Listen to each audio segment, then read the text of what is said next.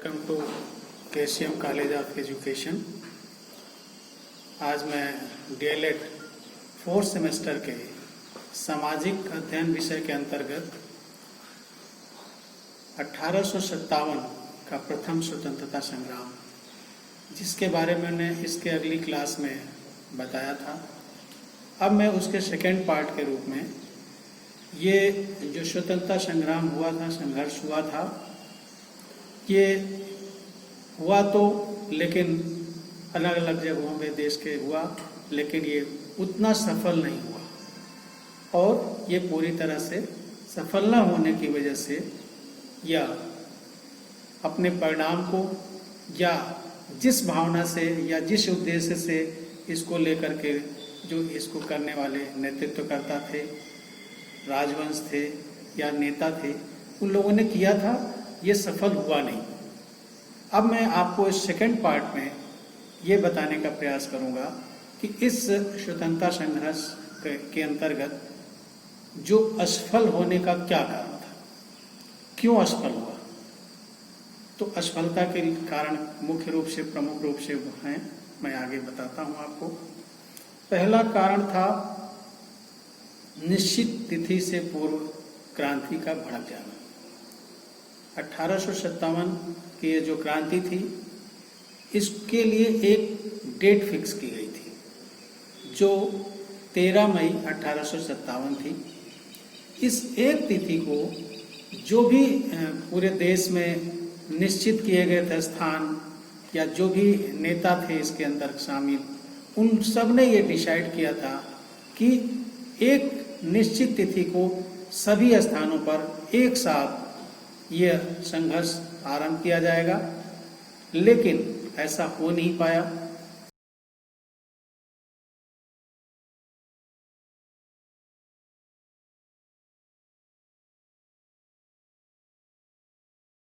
चूंकि 24 मार्च को ही मंगल पांडे द्वारा चर्बीयुक्त कारतूसों के प्रयोग से इनकार करने के कारण उन्होंने विद्रोह कर दिया था बैरकपुर छावनी में, और यह क्रांति समय से पूर्व ही प्रकट हो गई और इसकी वजह से अंग्रेज सतर्क हो गए और जिस तरह से इस क्रांति का परिणाम मिलना चाहिए था, वह परिणाम इस क्रांति को नहीं मिल पाया। दूसरा जो असफल होने का कारण था, वह था क्रांति का स्थानीय स्वरूप।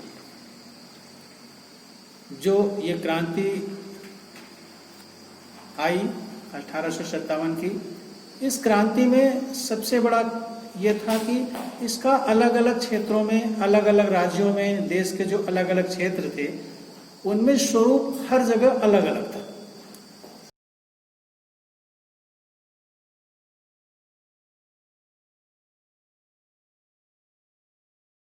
क्योंकि एक स्वरूप नहीं था और अलग अलग स्वरूप होने के कारण किसी ने किसी तरीके से इसको लिया, किसी ने किसी तरीके से लिया, और यह भी एक बड़ा कारण था जो यह क्रांति सफल नहीं हुई। तीसरा प्रमुख कारण था कि किसी भी एक प्रभावी नेता का अभाव था।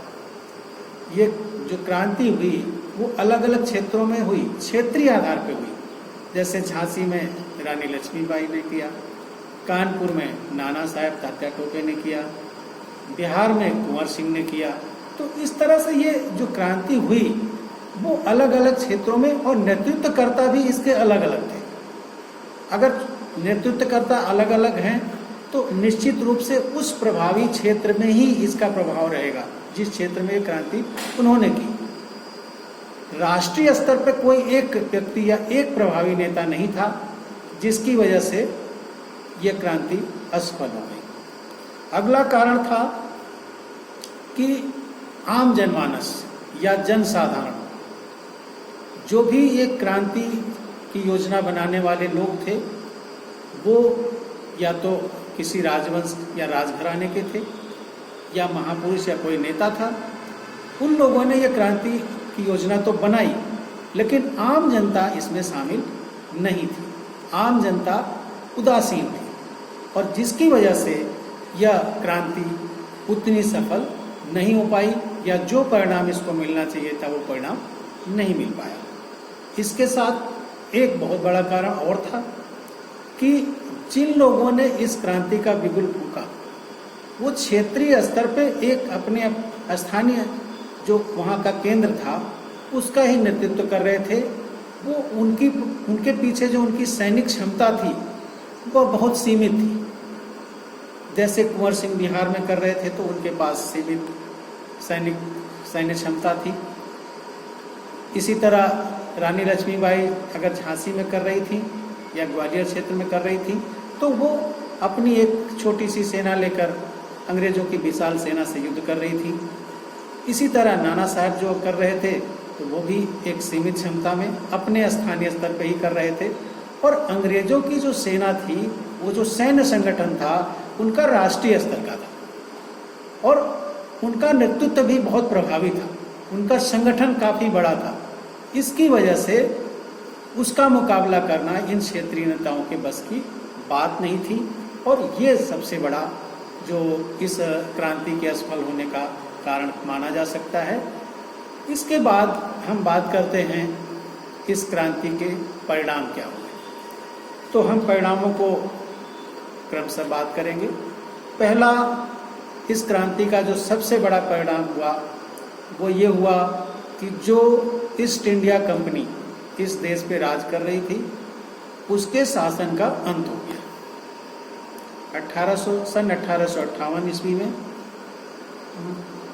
ब्रिटेन की जो महारानी थी उन्होंने क्या किया कि ब्रिटिश संसद में एक प्रस्ताव पारित करा और उसके बाद जो ईस्ट इंडिया कंपनी है उसके शासन का अंत करने के बाद सीधे जो ब्रिटेन की रानी होगी उसके अधीन भारत का शासन होगा, ऐसा नियम लाई। और इसकी वजह से उसके बाद से यहाँ का जो शासन था, यहाँ के जो भी प्रशासन के लोग थे वो सीधे उत्तरदायी रानी के या महारानी के प्रति थे। तो ये पहला परिणाम हुआ। इसके साथ साथ ब्रिटिश सरकार जो थी उसकी नीति में काफ़ी परिवर्तन आया। परिवर्तन पहले क्या था, ईस्ट इंडिया कंपनी जो थी वह जब यहाँ पे शासन कर रही थी भारत में तो वह यहाँ पे वो ये नहीं देखती थी कि ये अपना राज्य है या अपना देश है या हमारे द्वारा संचालित ये प्रदेश है। वो ये सोचते थे कि ये हमने इनको जीता है, ये हमारे गुलाम हैं या हमारे कब्जे में हैं, और एक तरह से उस भावना से वो शासन करते थे। और उनके अंदर ये बात नहीं थी कि प्रशासनिक सुधार होना चाहिए या आम जनता को क्या सुविधाएं मिल रही हैं नहीं मिल रही हैं, इस तरह की बातें नहीं थी। लेकिन जब महारानी के अधीन भारतवर्ष का शासन आ गया तो उन्होंने प्रशासनिक सुधारों की तरफ ध्यान दिया और इसके बाद से हम देखते हैं कि बहुत सारे सुधार या बहुत सारी नीतियों में परिवर्तन दिखाई देता है। अगला परिणाम था सेना के संगठन में परिवर्तन। इस 1857 की क्रांति के पहले जो अंग्रेजों की सेना थी उसमें बहुत ज़्यादा भेदभाव होता था। कोई भारतीय किसी उच्च पद पे नहीं जा सकता था या उनके साथ सौतेला व्यवहार होता था। तो ये सब देखने के बाद जो आपने देखा कि विद्रोह की भावना आई थी, उससे सबक लेते हुए अंग्रेजों ने ये किया कि सैन्य संगठन में परिवर्तन किया। अब कोई भारतीय भी किसी उच्च पद पर अपनी योग्यता के बल पे जा सकता था या उच्च पद प्राप्त कर सकता था। अगला परिणाम अगर हम बात करते हैं 1857 की क्रांति का तो वो था धर्म की रक्षा। उनको लगा ब्रिटिश शासन को कि अगर हम हिंदू या मुसलमानों को उनका जो धर्म है, उनके धर्म के आचरण या उनके धर्म में जो भी उनके तत्व हैं उनको हमने नष्ट करने का प्रयास किया या उनके साथ खिलवाड़ किया तो हमें भारतीय जनमानस का साथ नहीं मिलेगा।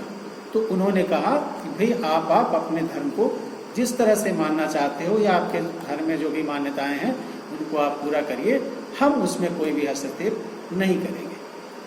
अगला परिणाम ये रहा कि भारतीय और अंग्रेज़ों में यहीं से एक बहुत बड़ी खाई उत्पन्न हो गई। इसके पहले जो भारतीय नेता थे या भारतीय राजवंश थे वो क्या करते थे अंग्रेजों को अपना संरक्षक मानते थे कि ये हैं तो हम हैं, क्योंकि वो उनकी सुरक्षा करते थे। लेकिन इसके बाद आपस में यह एक भेद पैदा हो गया कि ये अंग्रेज हैं और हम भारतीय हैं।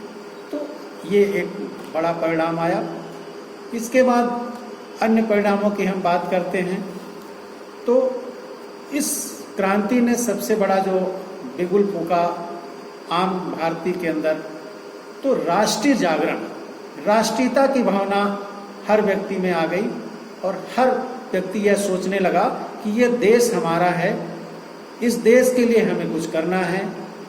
लोगों के अंदर एक जागृति की भावना आई, राष्ट्र प्रेम की भावना आई, स्वाभिमान की भावना आई और ये तेजी से धीरे धीरे बढ़ती गई। इसी काल में हम देखते हैं 18 दिसंबर 1885 को एक अंग्रेज अधिकारी A.O. ह्यूम, इन्होंने भारतीय राष्ट्रीय कांग्रेस की स्थापना की। तो ये एक बहुत बड़ा कदम था कि एक ब्रिटिश जिसने इस कांग्रेस की स्थापना की और इसमें बहुत सारे सदस्य के रूप में भारतीय लोग शामिल हुए, तो एक ये भी बड़ा परिणाम था। इसके बाद 1878 ईस्वी में ब्रिटिश शासन ने या ब्रिटिश जो वहाँ की महारानी हैं, उन्होंने भारतीय संघ की स्थापना की। मतलब भारत को एक संघ के रूप में मान्यता दी गई कि भारत एक संघ है। संघ का मतलब होता है विभिन्न राज्यों का संघ या एक देश। तो इस तरह से उन्होंने भारतीय संघ की मान्यता दी और उसकी स्थापना की।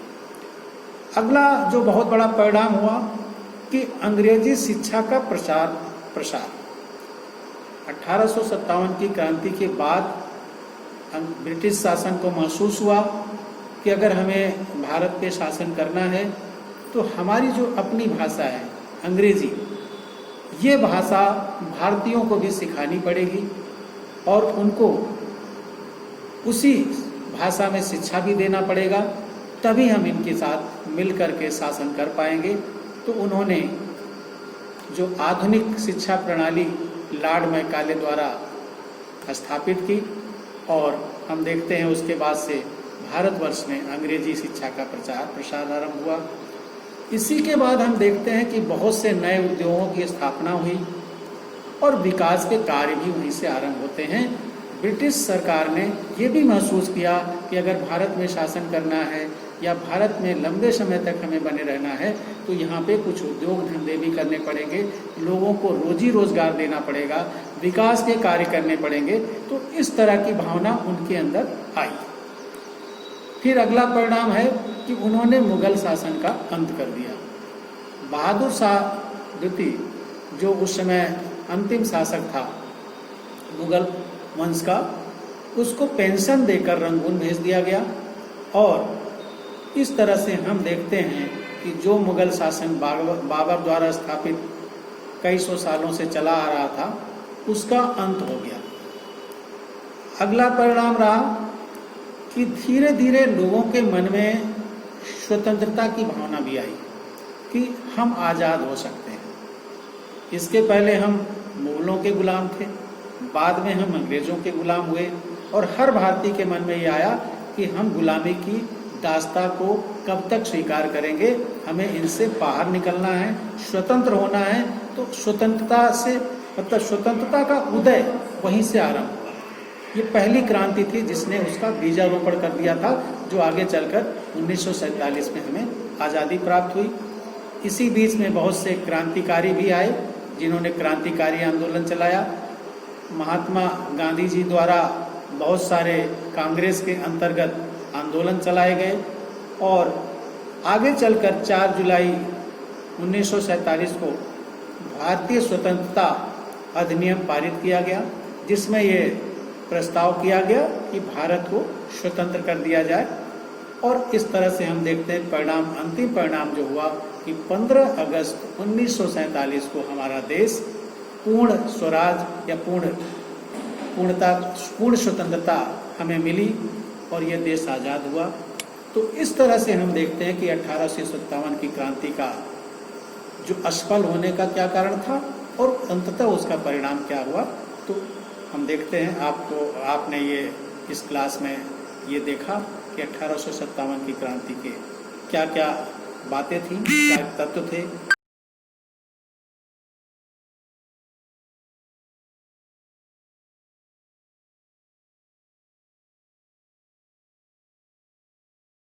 इस क्लास को यहीं पे समाप्त करते हैं। फिर से हम अगली क्लास में आगे की बात करेंगे।